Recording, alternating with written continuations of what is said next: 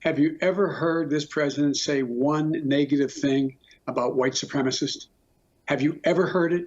Those who cause violence in its name are criminals and thugs, including the KKK, neo-Nazis, white supremacists, and other hate groups that are repugnant to everything we hold dear as Americans.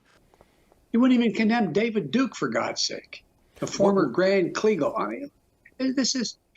How many times do I have to reject? I've rejected David Duke. I've rejected the KKK, the Ku Klux Klan. From the time I'm 5 years old, I rejected them.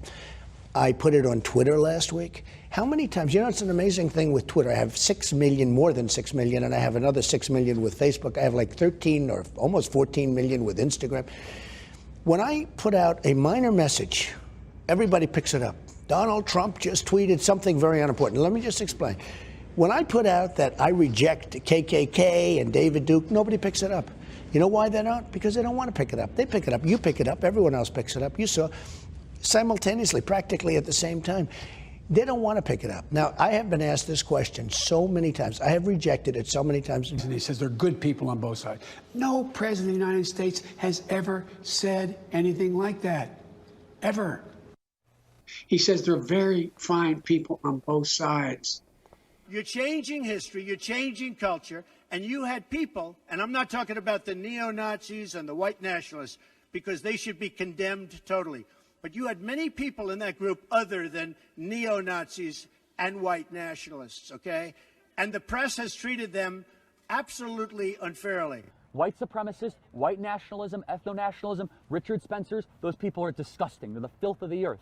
I want nothing to do with those people. I'm not one of those people. I'm just not. And the president isn't either. If he really was this horrendous racist that everyone says he is, why did he sign prison reform that specifically is now helping liberate black Americans in prison? Because Kim Kardashian showed up. Hold on a second. So he did nothing for celebrity pandering? So if celebrity pandering equals good policy, then God bless celebrity pandering, I guess, right? I mean, Donald Trump signed a tax bill that has now redirected billions of dollars of private investment to black communities in the inner cities. And you could think that he's indelicate, or you could think he could say things differently. That's fine. You're entitled to that opinion.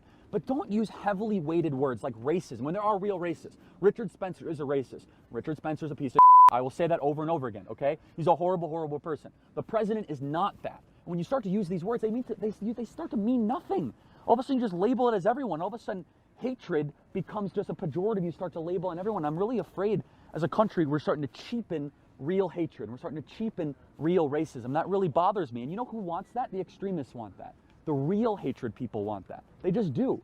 The David Dukes of the world, who's a horrible person. He's a piece of no. He endorsed Tulsi Gabbard, a Democrat running for president. He just called Ilhan Omar the most important member of Congress. He said Donald Trump has gone back on what I think I believe because he has too many blacks around, he has too many Jews around, his support of Israel. So David Duke has now denounced Donald Trump, and Donald Trump has also denounced David Duke.